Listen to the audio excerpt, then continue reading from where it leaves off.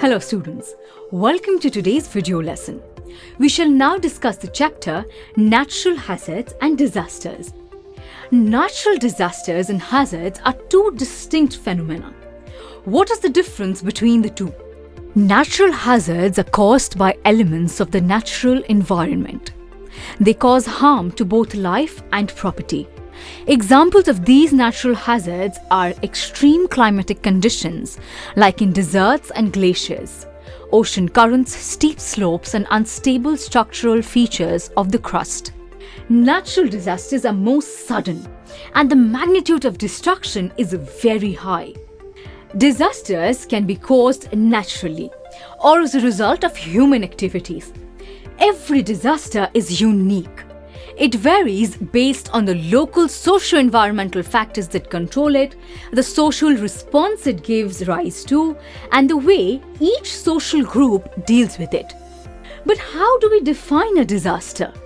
According to your textbook, disaster is an undesirable occurrence resulting from forces that are largely outside human control, strikes quickly with little or no warning, which causes or threatens serious disruption of life and property, including death and injury to a large number of people, and requires therefore mobilization of efforts in excess of that which are normally provided by statutory emergency services.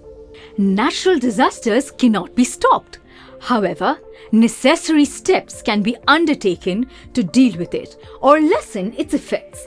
The most important steps undertaken are the National Institute of Disaster Management India, Earth Summit at Rio de Janeiro, Brazil, 1993, and the World Conference on Disaster Management in May 1994 at Yokohama, Japan.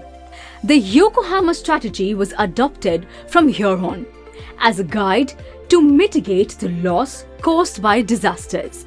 Classification of natural disasters. Mankind has become more aware of the consequences of hazards and natural disasters.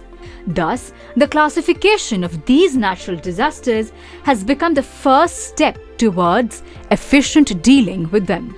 The four major classifications of disasters are atmospheric: cyclones, hailstorm, tornadoes, blizzards, etc. Aquatic: floods, tsunami, ocean currents, etc. Terrestrial: earthquakes, avalanches, landslides, volcanic eruptions. Biological: bacterial, fungal, and viral infestations, colonizing insects or animals such as locusts. Let us now take a closer look at some of the major natural hazards and disasters in India. Earthquakes.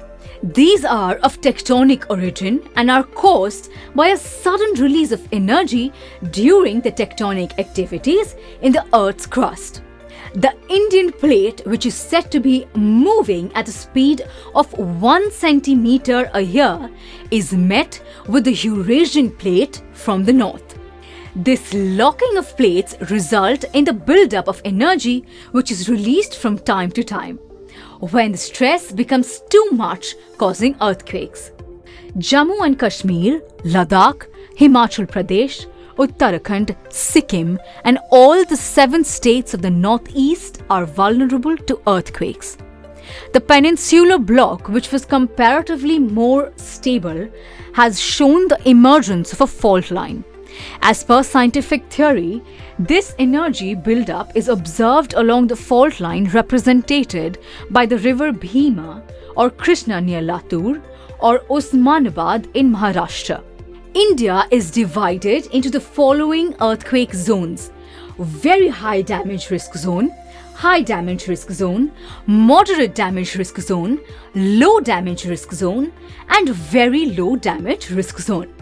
Northeast states, areas along the Indo-Nepal border in Bihar, Uttarakhand, parts of Himachal Pradesh and Kashmir in the Himalayan region are some areas included in the very high damage risk zone. Earthquakes have a widespread effect in terms of the terror and destruction caused. It causes landslide and chain effects on the ground. It cracks, overturns, and collapses man-made structures. Earthquakes on ocean beds cause tsunamis. Next, we come to earthquake hazard mitigation strategies. Earthquakes cannot be stopped, but we can be prepared, reduced, or cushion its effects.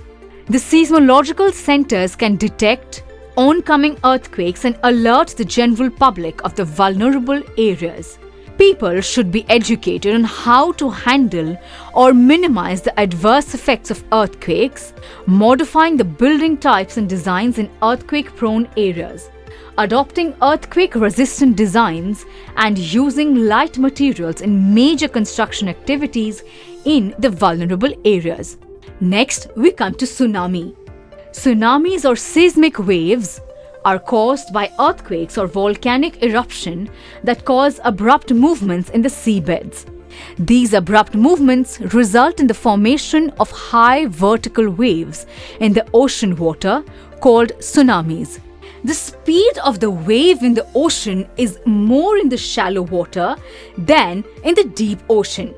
The impact of tsunami is less over the ocean and more near the coastline. With the increase in distance from the sea, the force of the cyclone decreases. Tsunamis are observed along the Pacific Ring of Fire, especially along the coast of Alaska, Japan, Philippines, Indonesia, Malaysia, Myanmar, Sri Lanka, and India, etc. Next, we have tropical cyclones. A tropical cyclone is caused by the release of latent heat on account of the condensation of moisture that the wind gathers after moving over the oceans and seas. Let's now discuss the structure of a tropical cyclone. Tropical cyclones are characterized by large pressure gradients. The center of the cyclone is a low-pressure, cloudless core known as the eye of the storm. The tropical cyclones in India originate in the Bay of Bengal in the east and the Arabian Sea in the west. The coastal areas are often struck by severe cyclonic storms, which results in abnormal rise in the sea level, known as storm surge. This storm surge causes destruction to human settlements. That is all for this video lesson. We shall soon meet for the next part of the video lesson.